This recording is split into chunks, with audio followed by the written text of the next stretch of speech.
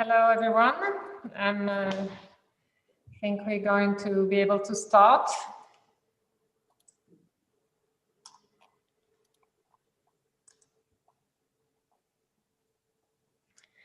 So, good morning, everyone. I'm very pleased to be with you this morning for this new occasion of the Rationale event.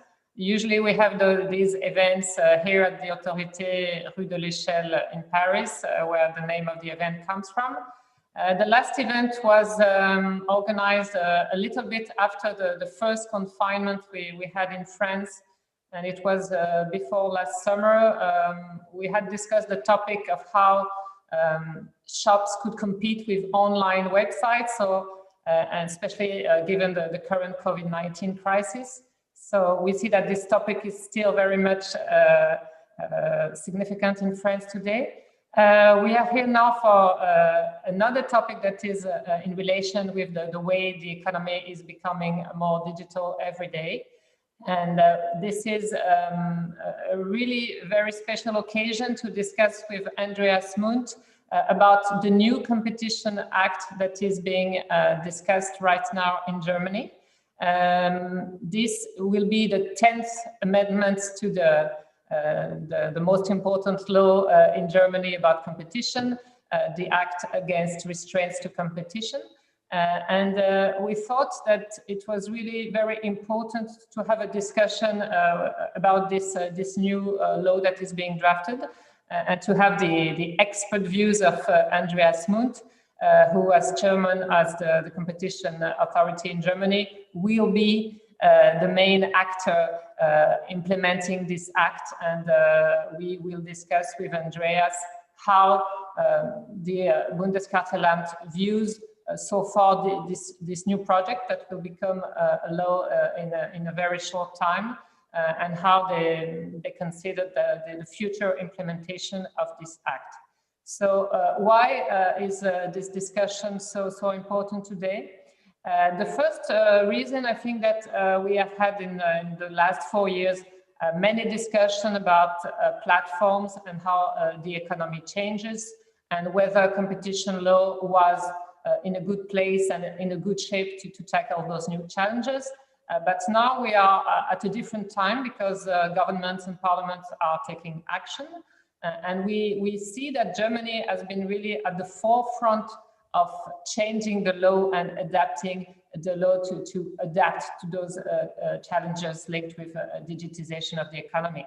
And I think that the first important step was taken quite recently in 2017 with the 9th amendment to the German Competition Act, which had already implemented a number of changes that were quite important in the German Competition Act.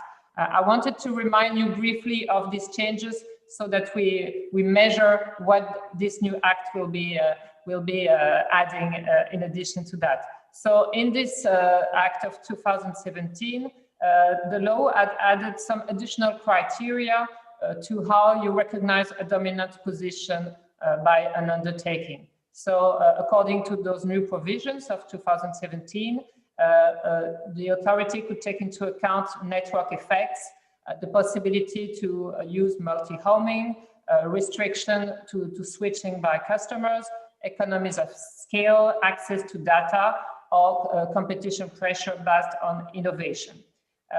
This past act of 2017 also introduced a very important change with the new value of transaction threshold for merger control. And finally, the last important feature in relation to digitization of the economy was the possibility to take into account a dominant position, even with services that do not have a price or a tariffication associated. So what is important about this new act that is being discussed in Germany right now? First, I would say the time when this law is coming, and the content, of course, of this law, which is very ambitious, and Andreas will be describing the main features of this act. So I think that this law is important for Germany, of course, but also for the whole of Europe, and of course for France, because I would say it is the first transcription into law of some quite important changes to competition law. You could say a different scope, maybe a different way to apprehend abuse, and also a changing of the legal framework that is quite significant, and that will be going into some detail. And the second reason, beyond the impact on Germany, is, I would say, the impact it will have on the discussion at the European level for the DSA or Digital Markets Act, because we will see with this discussion that some of the ideas that are in the German law are quite resemble quite closely what we find in the current discussion of the new Digital Services Act. So we might expect this German law to have an impact on the discussion at the European level. And of course, those two projects will be advancing more or less at the same time. Another important feature is that we have heard in recent months a common position by France, Germany, and Poland on how to approach digital platforms. So in that respect, France and Germany at the level of the governments try to advance, to go forward in a coherent manner. So what will happen in Germany will surely have an impact on how the French government follows those topics at the European level. So I would now like to thank very much Andreas to have accepted this chat and this conversation today. We are currently living difficult times with the new second wave of the COVID, the fact that we have been recently placed into lockdown in France. It is quite dire, and especially when you already have gone through the first lockdown, to go into a second lockdown again. And I know that in many countries in Europe and beyond Europe, the situation is pretty tough. And we have had terrorist attacks in France and Austria. So it is a bit gloomy, but I think that these difficulties must not prevent us from going forward with our task. And I think that one of the most important tasks that competition authorities and governments have to tackle right now is how to adapt our legal framework and enforcement tools to the new digital economy. And in that respect, the new 10th amendment to the German Competition Act is really a very important step, because we are not discussing about reports or academic discussion, but now this will change the legal framework in Germany. So I will now turn to Andreas, maybe for a first question that would be, why has this act been prepared by the German government for many months now? What were the objectives? I know that the topic was amongst the main topic of the coalition that is now in power in Germany, and also that the government had asked some input by some academics that prepared a report to prepare the law. So maybe, Andreas, if you could just start by telling us what is the context of this law, how was it prepared, and what maybe what are the next steps in Parliament to give us an idea of the time frame of this new law. So thank you again, Andreas. You have the floor. Thank you very much, Isabel. Well, indeed, I'm very happy to be with you, and I'm very happy that we have some kind of a normal exchange between the Bundeskartellamt and the Autorité, which we are used to, in fact. You know, we have cooperated so much on so many important projects. If you think of the joint papers that we have done on big data, on algorithms, this frequent exchange between the two of us, but also between our staff and those who work for our agencies, that is really something that we miss, especially in these times when we are about to shape the new competition law, not only for Germany, but also for Europe. And this is really lacking for the time being. So I'm very happy that we have this opportunity here to do this, at least virtually. And again, in these gloomy times, as you have described it, and I feel exactly the same, it is very good to have some normal pieces of life where we discuss matters that are of great importance and that during this pandemic crisis even grow in importance. So it's a great pleasure to be with you. It's also an honor. And I would like to just, as you mentioned it, give you maybe a brief overview on the law that is about to come, about the content, about the rationale behind it, why we do it, what we do, and in how far it resembles other initiatives that we see for the time being also at the European level. The NCT, DSA, DMA, however you call it. Well, the topic today is changes to German competition law for a focused, proactive, and digital competition law 4.0. I mean, this is really a grandiose title for a law, I must say. Never seen it like this before. And I assume, to be quite frank, and I claim that we have been at least been focused and digital before. Maybe proactive was a bit different under the framework that we have. So I'll be happy to give you an overview. The topic is more up to date than ever. If you look around, at what is happening, for the first time, at least from my perception, we see serious steps in the United States with regard to a lawsuit by the DOJ against Google. You mentioned already the Digital Services Act, the new competition tool, the Digital Markets Act that is about to come in Europe. We have seen so many cases, namely in Brussels, in Paris, in Rome, in Bonn, in other capitals. What is the rationale? Why do we need to change the law? I think the underlying rationale and the purpose is the same wherever you go, whether you look at the European level or at Germany. It's the fact that we have seen many convenient services and improvements through digitalization, but at the same time, we must admit we have also faced huge problems. I do not need to sketch them out anymore. Everyone is familiar with the phenomena of network effects, familiar with the phenomenon of data-driven business models, familiar with gatekeeper platforms and the problems that might occur with this respect, familiar with the high barriers to entry that are created by network effects, reinforced by the use of data. So in fact, we are all confronted with the same phenomenon, and this is the well-known winner takes it all dynamic. And the current COVID-19 crisis even amplifies these dynamics.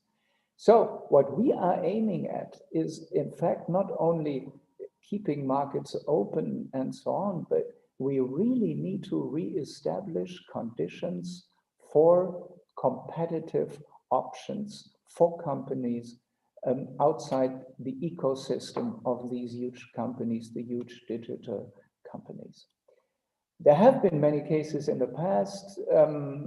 We have started early on in 2013 with the Amazon price parity clauses. We have achieved adjustments with regard to the Amazon terms and conditions for dealers that make use of the Amazon marketplace. Just recently, the Federal Supreme Court in a preliminary decision has confirmed our view that Facebook abuses its market powers. So there were lots of major proceedings. Nevertheless, I think we all have a strong feeling that there is a need for adjustment. And this is why we are about to put the 10th Amendment of the German Competition Act into place. And I just would like to sketch out three key features that are so essential with regard to this law. The first key feature is a completely new section 19A, which some call, of which some say it's kind of regulation.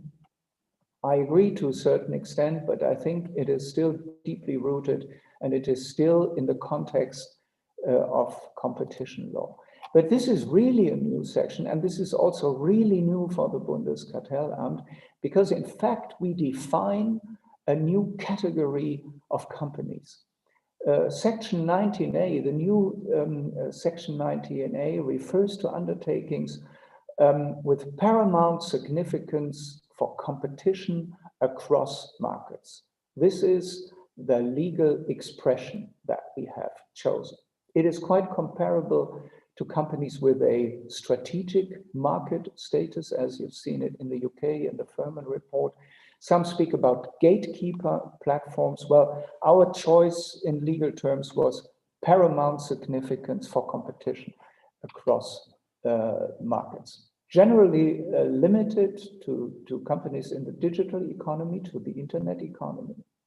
So the first key question is, what kind of new companies are we going to address? If you look at the law, you find familiar criteria.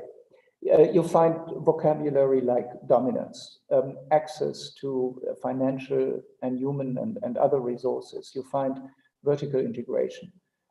You find business on connected markets, access to data, gatekeeper function with regard to access to markets by third parties.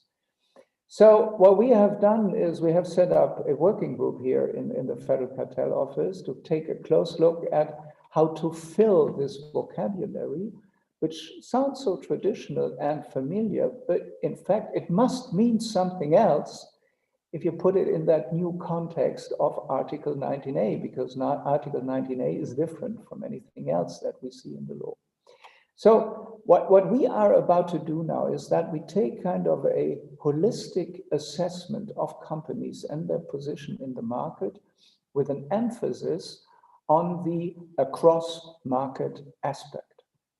So to give you some examples, financial resources, we will take a look at high price acquisitions that we have seen so often in digital markets.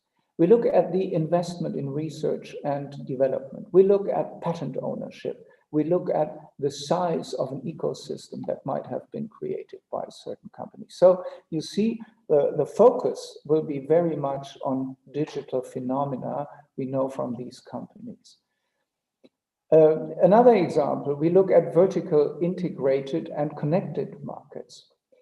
What we often find is a multi-market business case. And what we often find is that the business development on these various markets is very much driven by the huge advantages from data in these multi-market activities. Another aspect that might not be so new, but on which we will lay very much emphasis in the approach that we are going to take.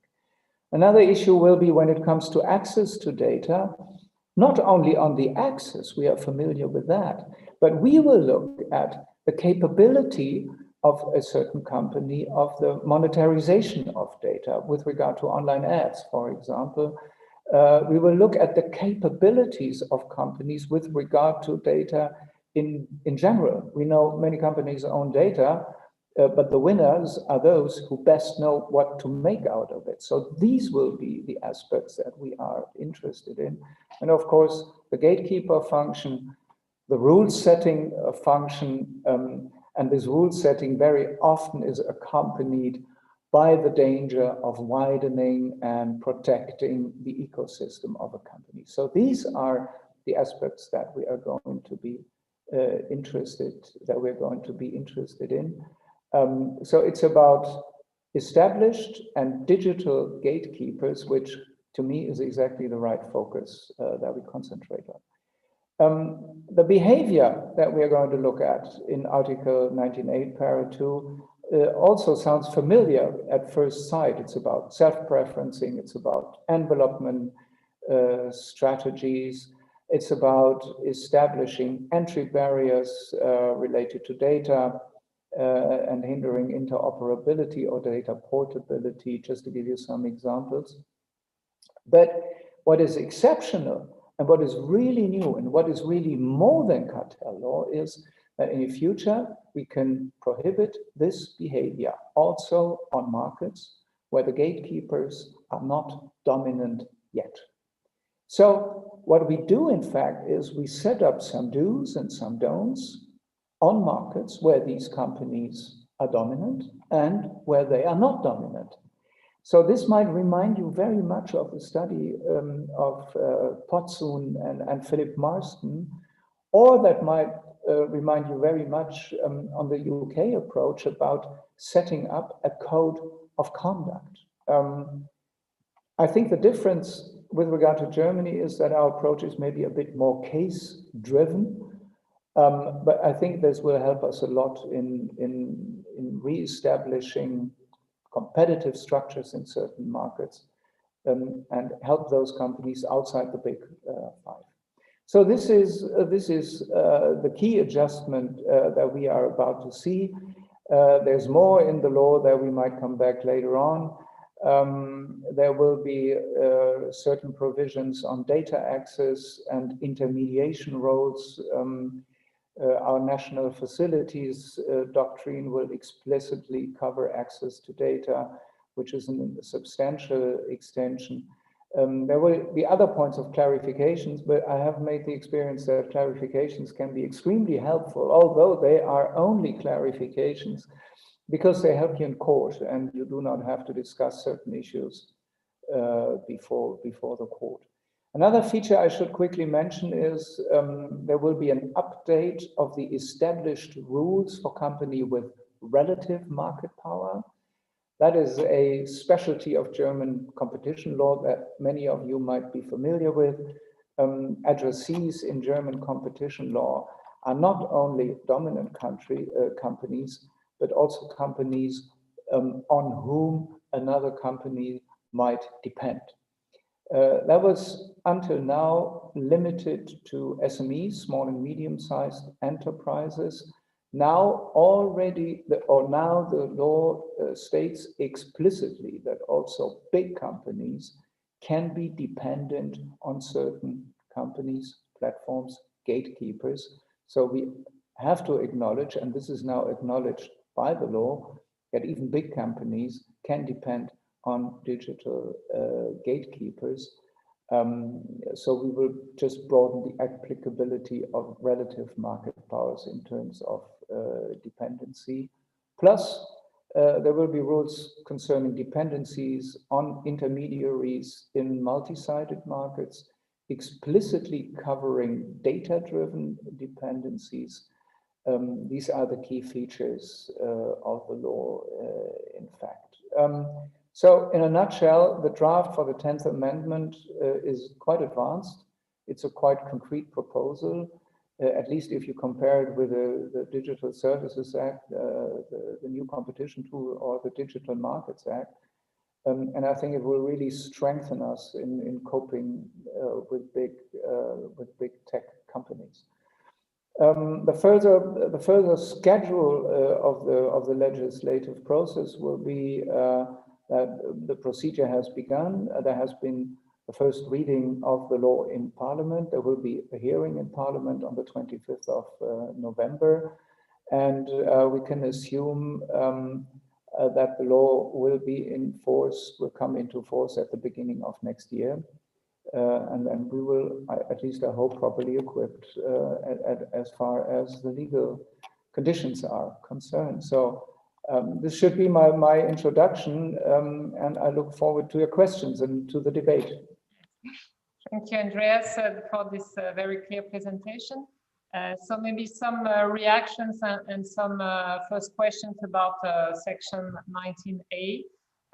First reaction, as I was saying earlier, it's quite interesting to see that the German legislator has chosen to give some precise criteria or example of what constitutes dominance, because we know that, for example, in European law or French law, the articles are very general in terms of having a dominant position and do not give any criteria. But this, I would say, in the 10th Amendment is similar in spirit to what was done in the 9th Amendment in terms of giving some specific example or criteria like network effects or switching or so forth. And that is interesting because it's a choice The criteria that you have mentioned can be based on the very significant literature or academic thinking that we have now been able to complete in the last few years. So that is in this way, the new act is in the same spirit of the Ninth Amendment. What is new, as you were saying, is maybe the spirit goes certainly beyond what is considered traditional abuse in giving the enforcer a possibility to ask the company to act in a certain way, even in a market where it is not dominant. So I had a few questions about Section 19A, and we will come back later to the other new content of the law, like concerning relative market power and also merger control, where there are other significant changes. So maybe about this notion of undertaking of paramount significance for competition across markets. As you were saying, this is something that is we could find some roots for that in the Furman report or in other reports that have been trying to define what is a structural platform, and this is new in terms of selecting a certain category of dominant firm. This is also in keeping with the tradition of competition law to have specific rules for dominant players. So there is some new and there is some classic in that. And I was thinking, it's interesting to know that you have set up an internal working group to try to think about how you will apply the law. In the proceeding of the law, could it be separate to say this company has paramount significance for competition across market, and then you would study an abuse, or will it always be at the same time that you define a certain company as fitting that framework and then looking at this conduct, or could it be separate? Could there be like a definition by the Bundeskartellamt of the companies that today you consider as fitting that framework in Germany, or will it always be at the same time when you are looking at the conduct? Yeah, maybe, Isabel, I have to go a little bit more into the details of Section 19A. In fact, 19A has two paragraphs. Section 19A, para 1, is about the question who shall be regulated. So this is what we need to do. What we need to do first. In fact, give a well, to design or to give a clear to say clearly which are the companies that are at stake and that shall be regulated, or which is the company, I should better say, that shall be fall beyond the scope of Article 19A and that shall be regulated. So in practice, how is it going to be? Which company can fall under this category? I think obviously the potential addressees are large players in the digital internet industry, which is strongly characterized by multi-sided markets, by platforms. And it's exactly these platform markets that are characterized by the winner-takes-it-all dynamic. One important feature for us is that companies are in a strong position mostly on various markets. It's not just on one market, but it's on various markets. And having said that, it is so that this enables them, at least in many cases that we have seen, to establish a cross-market digital ecosystem in which they have the gatekeeper function. I think at least this is our analysis, and this is what always leads us back to the cross-market thing. A result of this analysis for us is that market boundaries blur to a certain extent, and competition is only often possible on the margins of the ecosystem that are established by these companies across many markets. So if you are a customer of these companies, You are the customer of a whole ecosystem across many markets, and lock-in effects occur. But this lock-in effect does not happen on a certain market. This lock-in effect happens to you with a certain company. You're locked in an ecosystem that is driven by a company on many markets. And this is why we always come back to this issue of across markets, as I said.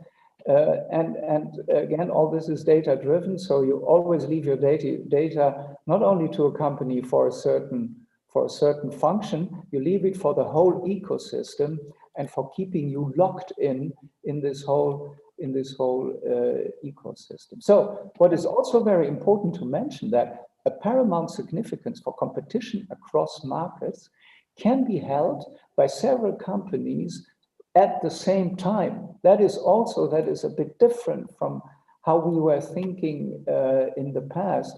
The explanatory memorandum of the draft law states that there is only a small number of firms that is expected to be of paramount significance, but it is also clearly said it is not only one. Also, this is an important aspect in our thinking. So again, I come back to my holistic view.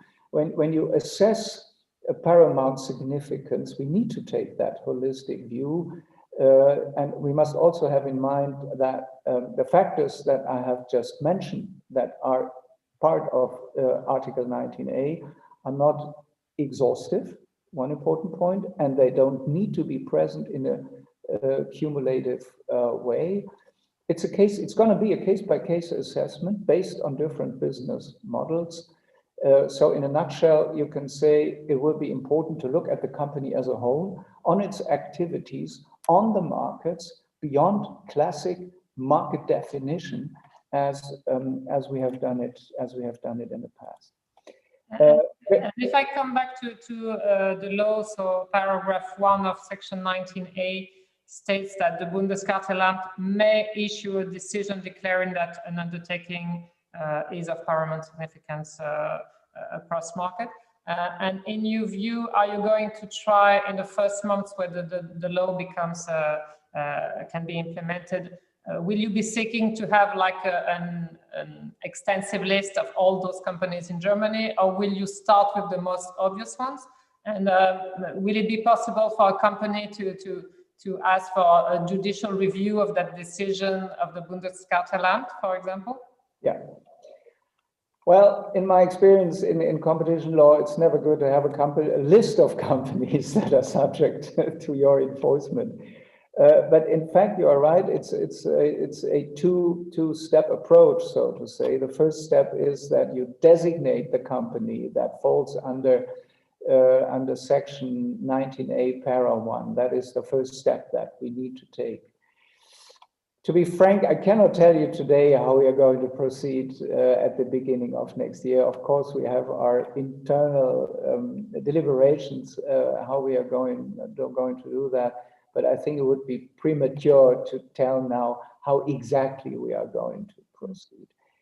I said we have established an internal working group that is looking at exactly these issues.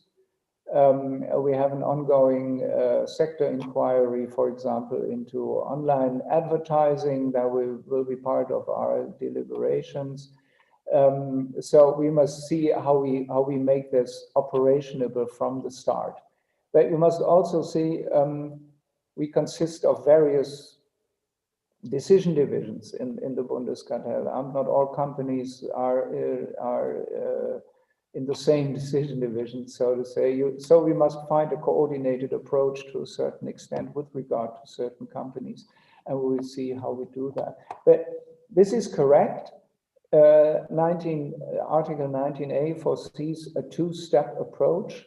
The first step is to designate the company that falls under 19A, and the second approach is, well, to prohibit certain kind of behavior that is designated in Article 19A para 2.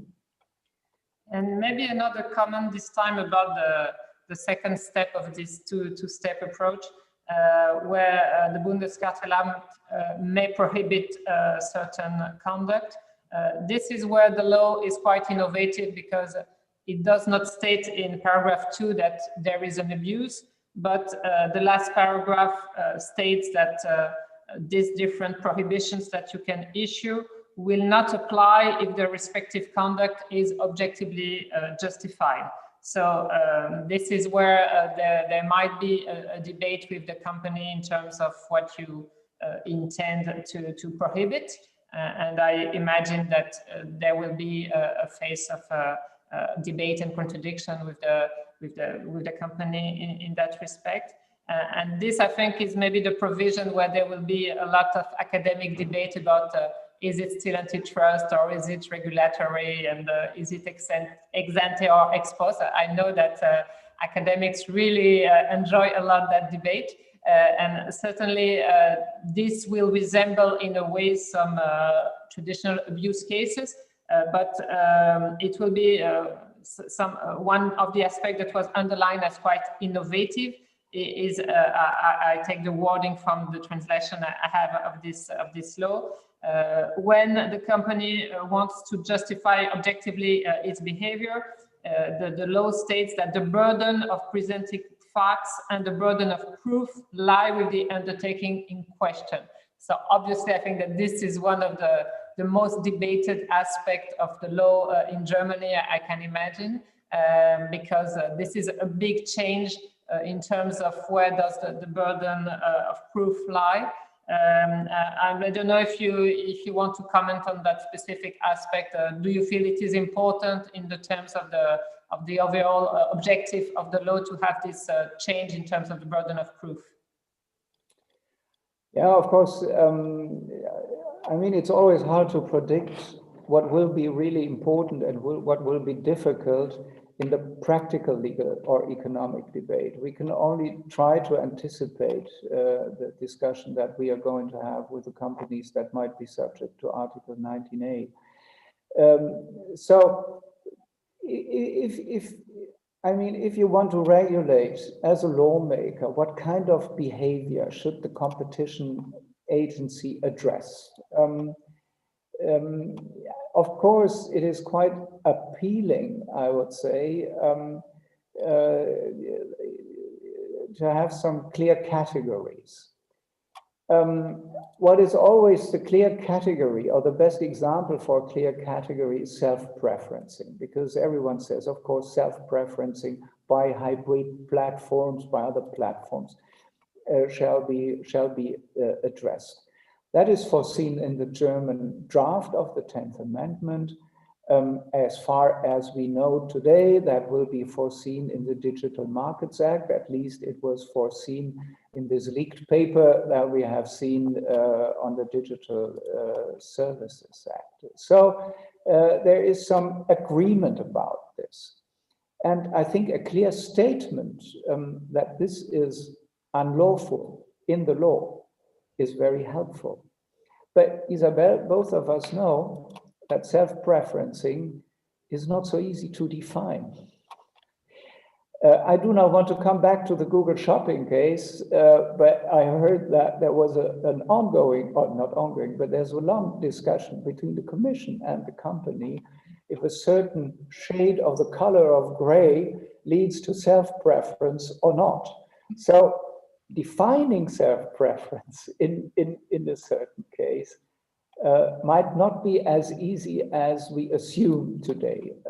Let's put it this way. I'm not saying we have to do it this extensive way in every case, but it is not going to be so easy. So, having said that, this is why so far we have no automatic rules with regard to self-preference, but we as an agency have to prohibit this certain kind of behavior, which might make a lot of sense. So we can only interdict a certain specific behavior in this second step, and this will be complex. Well, since this is going to be so complex, of course there is the deliberation: how can I help the agency to come to this result? And this is why we have this certain shift of the burden of proof, which under German law is not really a full shift of the burden of proof, because under German law, the agency will still be obliged to do a full assessment of the legal and economic situation. It also means that if in the very end, after a full investigation, we come to the result that we have kind of a non liquid, that this goes to the detriment of the companies. I think for us, it will be very helpful that to a certain extent, companies will be obliged to hand over the necessary information to do this assessment properly. You know how difficult this can be in a certain case. You do not know which information is in the hands of the companies, which information is available, which information should you have, and if the company does not provide the information properly, it is to their disadvantage. It's not to the disadvantage of the competition agency. And I think here this can be very helpful, but it is important that everyone knows that we have still the full obligation to do a full investigation on the markets concerned and on the behavior that is at stake. But yes, I think this is a justified shift of the burden of proof to a certain extent. And personally, I do believe that in our practical work, this can be very helpful. And I think it does not go too far, given the fact that there's still the obligation for full investigation. Thank you. And maybe two last questions on this Section 90A part of the law. And I reminded those who are watching this discussion that if they have some specific questions, they can write them in the YouTube page, and they will be sent to us. First question, if a company that is submitted to those prohibition does not comply with them, will it be a classical fining system, or what are the consequences for the company if you find the company to be in breach? What will be the judicial review system for this decision? Will it be the same as when you have a decision by the Bundeskartellamt based on a traditional abuse of dominance, for example? And maybe a question about how you see the interplay between this new German legal tool and the future European DSA, DMA or INCT framework, because we see that the inspiration seems quite close in some parts in terms of having a blacklist of things that would be prohibited. So we might have some cases in which maybe there will be a possibility of implementation at the European level of self-preferencing that would be prohibited, if that is in the final text, or at the national level. So of course, those are early days, but have you been thinking about this, or is it too soon because we don't have the text yet of the DMA to see how those two will be interacting? Yeah, thank you, Isabel. These are important questions which are difficult to answer, I would say. Your first question on the remedies or the fines that we might impose in the framework of Article 19A. Well, to impose fines in abuse cases in Germany is feasible, but the bar is very high. Let's put it this way. Usually we don't do that in abuse cases because German law is very strict with regard to the behavior and with regard if that is really worth a fine and if the law is clear enough on this behavior that exactly this behavior should be subject to a fine. That is very difficult. So normally we do not impose fines in abuse cases. Many people have been asking me if we don't miss that, looking at the high fines that the European Commission is imposing, for example, in the Google cases. I keep on saying I'm not missing that because I do not believe that fines will really do their job in abuse cases as they do in cartel cases. They have a certain deterrent effect, yes, But I think what we really need to do is to change the anti-competitive elements of business models. And this is helpful for the future. A fine always looks back at the behavior in the past. But this is not so much what is helpful. What really helps is that we change behavior in the future, or even if we take structural measures. This is why I always, in any session, come back to the Facebook case, because I like it so much. Because having imposed these remedies there and enforcing them, I always call that kind of an internal divestiture of Facebook, if they really have to keep the data separate in various silos on Facebook, on Instagram, on WhatsApp, and the data they collect on third-party platforms. This is something, from my point of view, that is a remedy that really looks into the future and is able to tackle this data-driven dominance that this company is having, you know. So, in fact, I'm not missing fines so much. It's more about that the remedies are designed and shaped in a way that they really have an impact on the market in the future. This is what counts to me, and this is what I want to do in the future. Judicial review will not be different from what we have seen in the past. We are subject to very strict judicial review in Germany. If the case goes to the higher regional court, all witnesses can be heard again. It's a full review of our case in any aspect. And I assume this will not be different from what we have seen in the past in other cases. And this is why it is so important that we also have clarifications in the law, because they help before the court. You do not have to discuss certain matters. With regard to the initiatives at EU level, that is difficult to say, because from my perspective, it is not clear yet how these new tools will be designed and what is the relationship between the new tools and traditional competition law. What I have read is that the new competition tool and the Digital Services Act will be melted down to one Digital Markets Act, which makes a lot of sense from my perspective. There will be enforcement tools that allow early intervention before markets tip. Besides, we will have to clarify what is the relationship between these new tools and Article 102 TFEU, something that is at least not clear to me.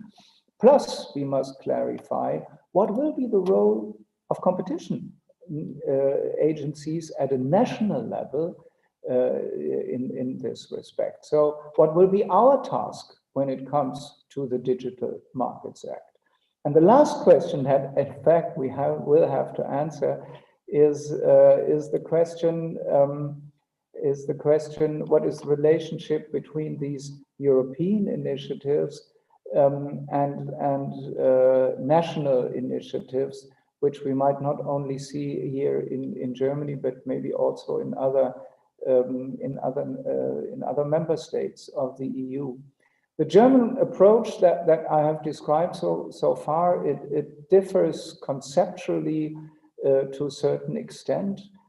From my perspective, it bridges very much the divide between traditional competition law and traditional regulation or regulatory law. I always call it competition law plus, but we have to see how the European proposals ultimately will look like, and we must see what is the relationship between these new European regulation and national regulation in this sense. Personally, I'm a big friend of having national competition agencies involved also in European tools.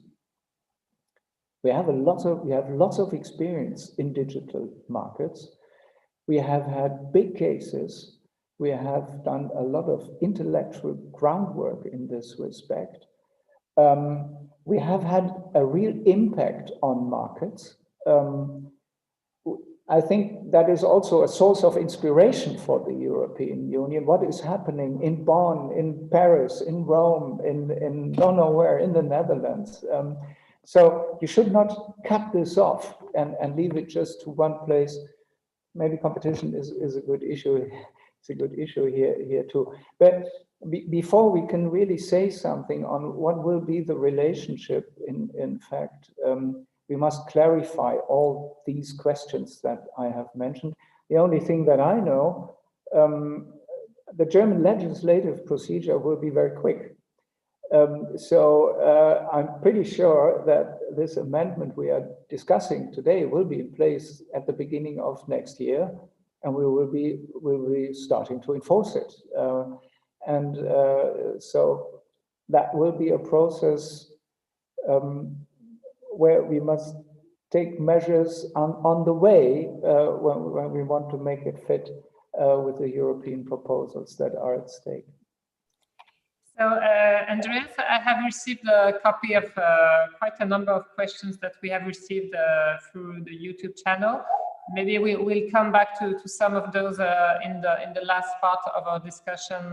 I think we will have time. Maybe there was one question that was a bit separate, that was in relation to France. So one of the questions was, in Germany, we are discussing the reform efforts regarding the 10th Amendment, and I was asked if there was similar plans in France.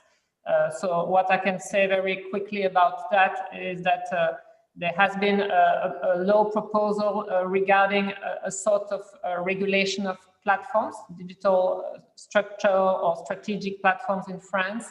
And right now, one of the law in discussion in France incorporates this aspect, but it is not clear if it will remain in the final law that should be approved in the next few days, because there is a debate regarding the fact that Europe is having a similar discussion right now with the Digital Services Act. And the position of the French government so far is that this discussion at the European level should take precedence before a national law is implemented. So this is very much an active debate right now in France. So I suggest now that we move to another part of the law that is important, that is the new elements that are added to the abuse of dominant position. So this is something that you mentioned in your introduction, the fact that now the Bundeskartellamt will be able to take into account to assess market dominance new elements such as access to data relevant for competition and the intermediary power of platforms. And there is also a reference to refusal to access to data and in section 92 relating to access to data, maybe as a way to qualify an essential facility. So maybe I was wondering about this part of the law.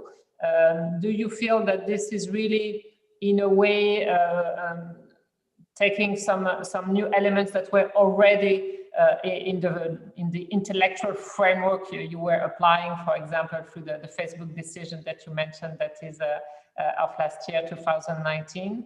And do you feel that the other part that you also mentioned, the one about undertakings with relative or superior market power, could change in nature, because this part of the law that is a German and does not necessarily have equivalent in other countries, where in France we have a regime that is somewhat similar, but with some differences. Now there is an important change from what I understand in the law, because this provision used to be concentrated on protecting small and medium enterprises, and in the new drafting of the law, this condition will not remain, and I understand that now this new provision might have a much wider application. So I don't know if you feel that this is a significant evolution, and could it be also significant in terms of the digital economy, where you can have this position of relative market power without a very high market share like we have in a dominant position. So I don't know if you wanted to comment more on those two different set of provision. Yeah. Thank you very much, Isabel. Well, indeed, the amendment also focuses mainly on two issues that are important in this respect. One is the intermediation role that these platforms can play, and the second one is, and that is a large part from my perception, is on data access, and here combined exactly with the question of relative market power. So that is, from my perspective, the important link, that it strengthens the possibilities of granting access to data, also in cases of relative market power. I think this is important. But to make it a bit more clear, there are four features that I would like to mention. The first one is that intermediary power is introduced as a new criterion for the assessment of market power. So here you might ask, what is new about that? I think all of us who have done these cases in platform cases have done that already. So this is not really something that is new. I assume this is one of the clarifications that the legislator was happy to make, and I think this is something that might help in court when it comes to these kind of questions. But again, this is rather a clarification. What are substantial changes? And here I would like to mention three changes that are important. These are the provisions that are related to data access. The first change here is that data access is formally mentioned as a criterion for the assessment of market power. Here again, I would say another clarification, helpful before court, but not as substantial as the other two changes. The second change, and that might be of more importance with regard to the extension of our tools, is that we are going to see, you mentioned it already, a modification of the German essential facilities doctrine. According to this new doctrine, this new shape of the law, an abuse now also can exist if a dominant company refuses to grant access to data to another company against payment if the data is necessary in order to operate in an upstream or in a downstream market. And this is really new, because until now, in Germany, the essential facilities doctrine was limited to networks or physical infrastructure.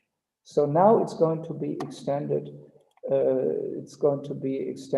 To data, which is much clearer, by the way, from my perception, as it is at the European level, where it is clearly broader than it was in Germany. But in Germany now it's going to be pretty clear, which we welcome a lot. The third one is this issue on relative market power. There will be the introduction of a rule on data-related dependency, which says that there will be a right to access to data if a company is dependent on the data of another company that controls the data. That means closed systems might need to open up. This is very far-reaching, indeed. We need to assess if the obstruction of data access is unfair or not. There's going to be a balance of interest, and I must say this is not really an easy task. Neither for us in the very end, nor for the civil courts who can apply these provisions as well, because this can have a profound impact, of course, on the business model of the company that owns or that has gathered has gathered the data. I mean, that attaches a lot of importance to the protection of new business models, and from my perception, it will be quite difficult to predict how this will be applied in the future in practice. You mentioned, not related to data, this new provision or the change of the provision that also large companies can depend on platforms if they want to reach out to their customers, to their clients, that there can be this kind of dependency also by big companies.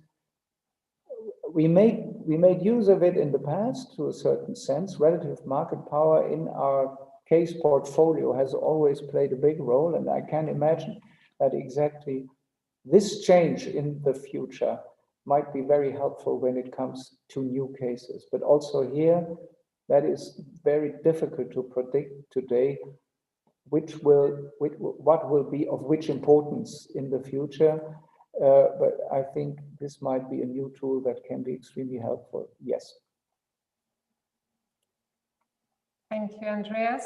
I received a question related to data access that was related to a German decision concerning energy, donc GDF Suez or ENGIE, against direct energy. And this is a case where the authority had asked the dominant company to give access to data to competitors. And the question is whether this case law is still relevant today, and would the authority or the courts decide differently? So I can safely say about this decision that was fully confirmed by the courts that this is very much the jurisprudence as of today in France. And I do think I see this case as extremely important in terms of the digital economy, because this was in a way a case of the old economy, because it was about selling gas energy to customers. But still, what the competitors were asking was access to a client's database. So you can see obviously that a client database is really very useful if you want to send out your offers and to promote your own services. So I do think it is still relevant as of today, and it's interesting to see in relation to your comments, Andreas, about this being a very important part of the new German law, that this might also be a subject that would be addressed by the Digital Markets Act. So from what we hear, access to data might be either defined as an obligation or might be subject to a preliminary study, so that the commission or the agency would be able to ask access to data. So I think that the German law will be a new element in this landscape that is very important in terms of defining the level of obligation that can be asked to certain companies.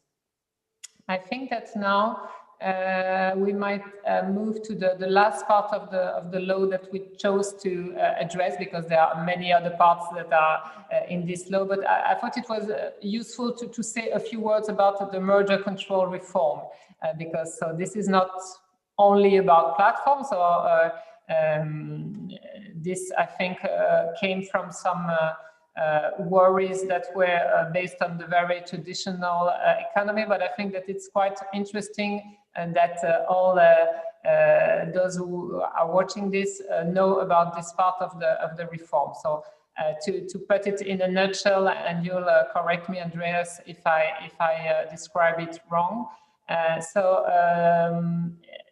As you know, in 2017, there was the big change of the value transaction threshold that was introduced in Germany. So maybe you could say a few words about what is your feedback so far on this provision, because you have been applying it for 3 years now, and this was an important change in terms of the debate about some missing elements in terms of merger control. But now we see that there is a new possibility in the law that will enable the Bundeskartellamt to request notification in specific sectors of the German economy. So that is section 39A of the current draft. And according to this provision, once this specific sector is identified by the Bundeskartellamt, in certain conditions, the Bundeskartellamt could ask notification, and the conditions are that the undertaking realizes more than 500 million euros of turnover, and that the target realizes more than 2 million euros of turnover, of which 2/3 would be in Germany. And the substantial condition would be that there are indications that the transaction might restrict domestic competition. So from what I read, I know that this provision was one of the inspiration was that certain companies in Germany had been buying a lot of small targets in some sectors where the competition was not very high. So that is of high interest for us, because we also proposed a change to the national competition law in terms to so as to address this type of conduct in which today it is not easy to look at those transactions. So maybe can you explain what is the rationale behind this new mechanism, and how will you specify or choose the sector of the economy that could be concerned by this measure? And do you have an idea of the criteria that would lead you to choose a sector of the economy? Is it where there is a very dominant company or very few competition? Maybe you have some ideas. And could this provision apply in digital markets, or is it more something that we can consider to apply in the traditional economy? So far, this still exists, which isn't sure. Excellent questions, Isabel. I hope I can answer you as well. To start with the transaction value threshold, you know, the idea behind is always the same. It's to catch the so-called killer acquisitions. That is mainly these acquisitions by mainly big companies, and we all know that this threshold is debated worldwide. In Germany, it was very much triggered, like the debate in other countries, by the Facebook WhatsApp case, and that was well, one tried to find a solution. If you discuss these kind of provisions, there's always a bit of a regulatory tension.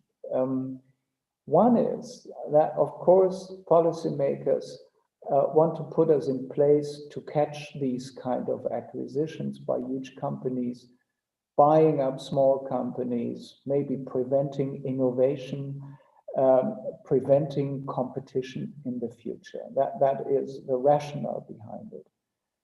On the other hand, we must acknowledge that many of these startups are not potential future competitors, but they have been founded and they have been established to be bought to one of these big companies. So if you want to have a lively startup scene in a country, in a certain capital, there's always this tension in how far you want to go in prohibiting these kind of acquisitions.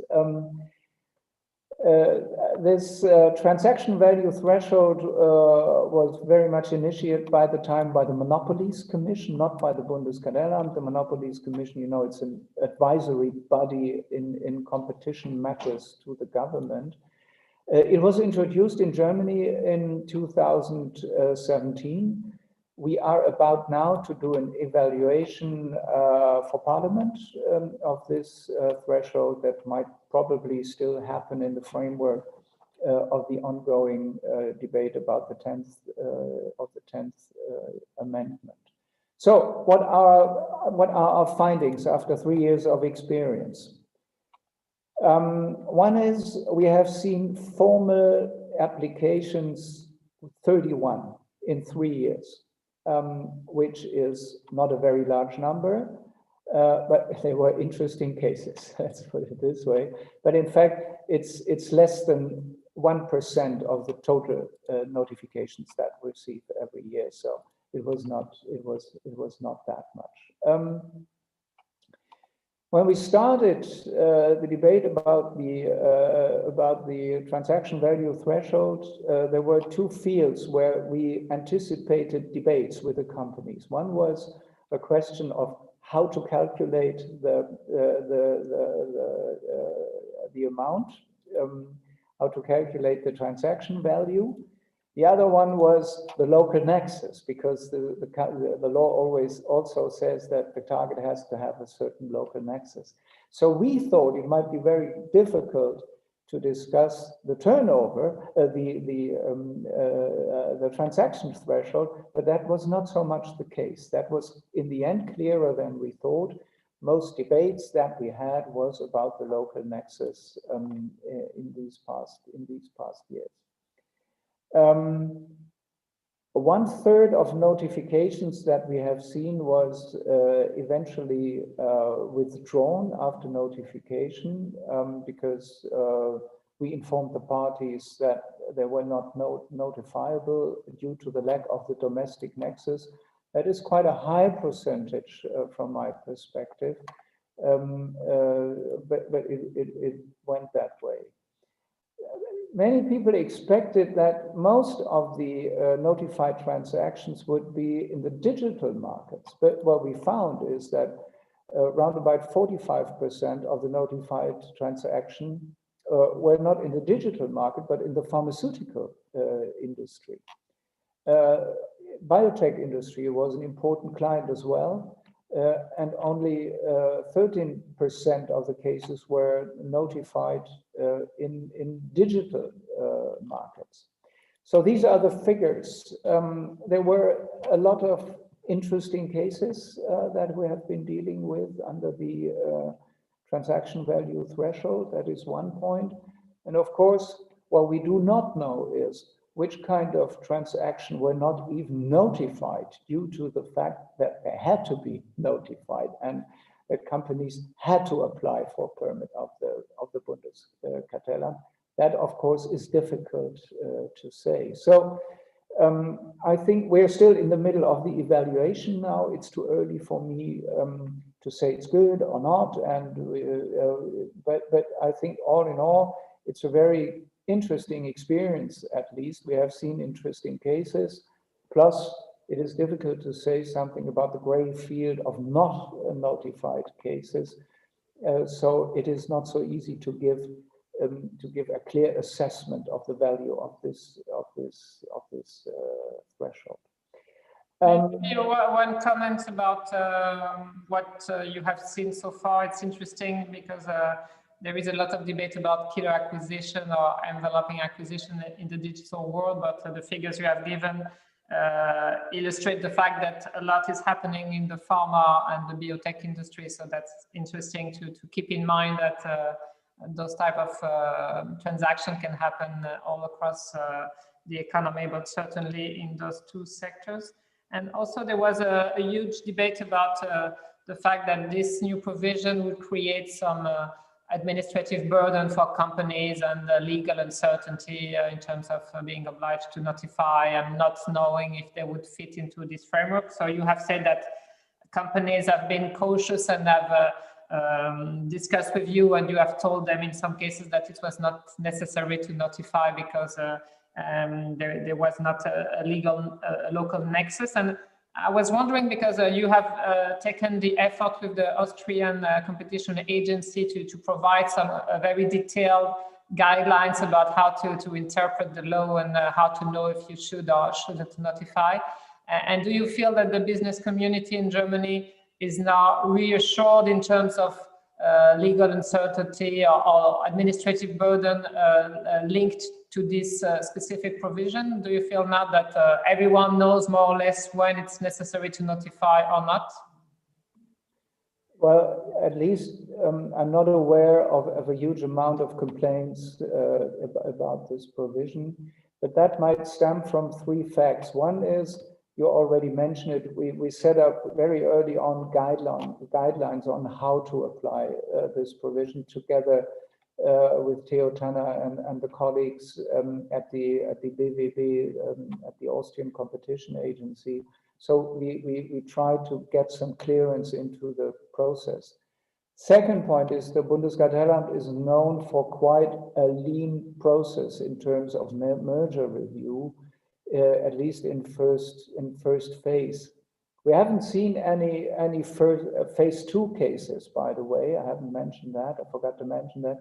And we have not seen a prohibition under this provision. So, well, having said that, I think that parties also here have benefited from the quite lean procedure that we have in first phase cases. The third point is, and I hope that has become clear, we gave a lot of advice. I mean, companies came to us asking, is that notifiable or not? And we tried to be as helpful and cooperative as we could. So that might have helped to avoid these kind of discussions, but we have had them. But I think we have managed quite well in order to deal with it. So I cannot tell you if the business community, if the lawyers and economists community is really calmed by what we have done in the past. But again, I'm not aware of a huge amount of complaints about the application of this thing. Well, at least this is an interesting way to have implemented this innovative provision when we are considering the changes that will be implied by the change of position of the European Commission in what regards Article 22 of Regulation 2004, which is another change in terms of the global merger control system.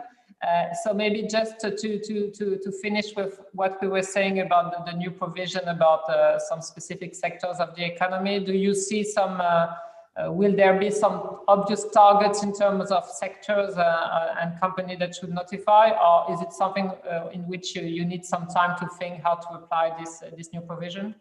Yeah, I mean,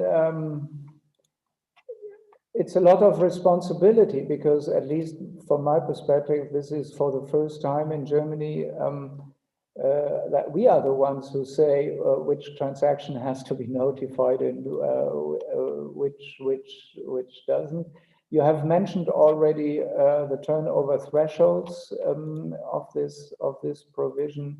So indeed, it targets the fact that we have some huge companies in Germany which on at least partly concentrated markets buy off the markets small companies that do not fall under the turnover thresholds, and just we move towards an even more concentrated market without that the Bundeskartellamt can do anything about it.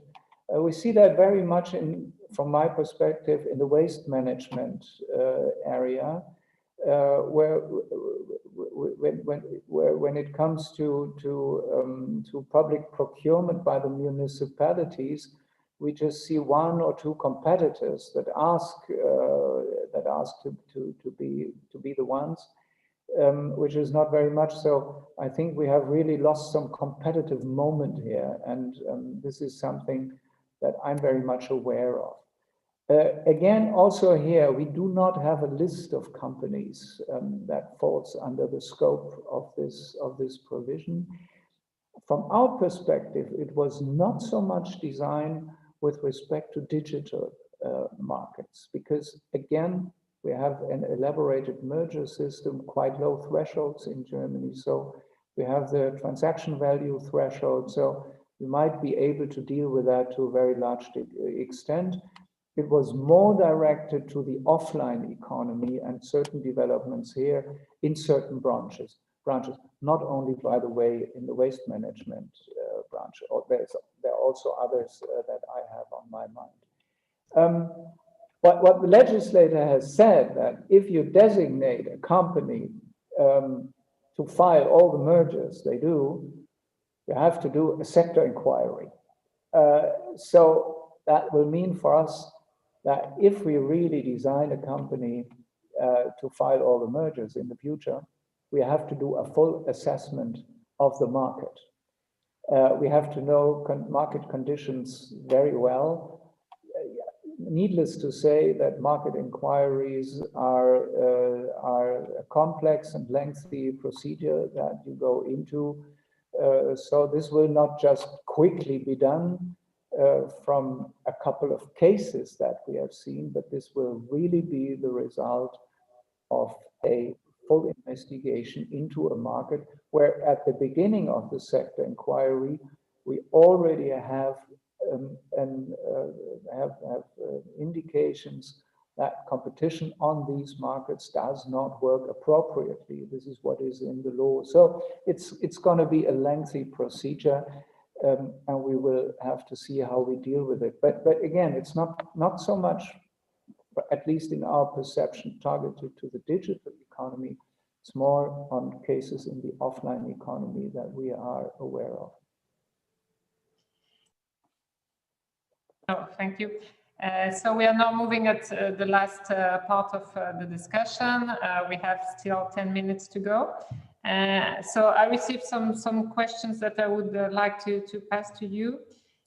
So one of the questions is whether the working group that you mentioned that is thinking about Section 19A of the new Act, will it be working about a definition of interoperability in the framework of this new tool? Maybe a question I could ask in more general terms is whether you feel that in the Bundeskartellamt you will need to set up a new team to apply this Section 19A, or will you be able with the current organization to do as you do with digital cases today? Another question is whether you think that you will need some specific cooperation on this new provision with other regulators. There is a mention of the Bundesnetzagentur. I don't know what this means, but I hope that I said it right. And also data protection agencies. So does that mean that you have to set up a new network of relationship with other regulatory bodies, or is it something that you already do like you did in the Facebook case with data protection agencies? Yeah, on the question of the internal organization for applying all these new things, we have set up a working group indeed, which is quite cross-cutting. So this is not only just from one unit; it is staff, colleagues from all the units that are concerned with digital markets. Let's put it this way. You know, we have this division of work here in the Bundeskartellamt. We have the operating, the decision divisions, plus we have our general policy division there with the unit that is doing work on digital markets. All are involved in this working group. Of course, it's got a core, but everyone is involved in this and is feeding in input on it, mainly for the time being on Article 19A, of course, how to apply it, what we have discussed during our session here, what are the addresses, how do we tackle this, and all these kind of issues. The structure of the Bundeskartellamt is not about to change. I see a lot of work, coordinating work, in fact, because we will deal with different companies on the same legal ground in various decision divisions. So there's there must be a lot of effort for cooperation, coordination among the decision divisions themselves within the Bundeskartellamt. And there is a big role, I think, for the general policy division. And here, those two who do work on digital markets, on legislation with regard to Article 19A, to bring all the approaches together. But this is not going to change the structure. There won't be a new team that is solely dealing with Article 19A. We will do that in the established and well-known organization structure of the Bundeskartellamt. What worries me a bit is that there might be high expectations to do many cases. At the same time, with huge companies, you must be equipped to do that with regard to the human resources. I think there's still some room for additional staff. We will take a close look at this towards the beginning of next year, how we deal with that. So that is, in a nutshell, we will work on this in the current organization. Cooperating with other regulators is not new for us. In the Facebook case, there was a lot of cooperation with data protection authorities in Germany. I think here we have a well-established connection between us. I don't see a need. Your German, by the way, your pronunciation is excellent. Indeed, the Bundesnetzagentur is the federal regulator for telecoms, postal services, other areas. There you see easily, these are regulated sectors. This is what is done in the Federal Net Agency. This is the natural regulator. We have well-established contacts with this agency, but to be very clear, they don't have any competence in these fields. And I'm always happy if anyone contributes, but I do not see that we need to establish new mechanisms of cooperation and coordination with the Federal Net Agency in this respect. But we have, of course, a well-established mechanism for cooperating, if necessary, in these areas where we have joint and parallel competencies. Thank you, Andreas. And I think I have time for a last and very precise question that came from YouTube. It's about the press and the recent French decision concerning Google and its relation with the press publishers in terms of the ancillary rights. And the question is that the Bundeskartellamt in 2016 found no evidence for an abuse of market dominance by Google in terms of its relation to press publishers. And the question is, how do these two decisions relate to each other? And will the proposed revision of German competition law allow for a different assessment of Google's conduct once the EU press publishers' right is implemented in Germany? And so that is a very precise question. I don't know if you feel that you are in a position to comment on that, but I give you the floor, Andreas. Maybe I don't give such a precise answer to that very precise question. That is a topic that is high on the agenda around the globe. I follow very closely what is happening in France, in Paris, and what you have initiated there. I follow very closely what Rod Sims does in Australia, what the ACCC, our sister authority down under, is doing on that. And everything else remains to be seen in the future, I would say. But that is a topic that I watch personally with a keen eye. Let's leave it to that.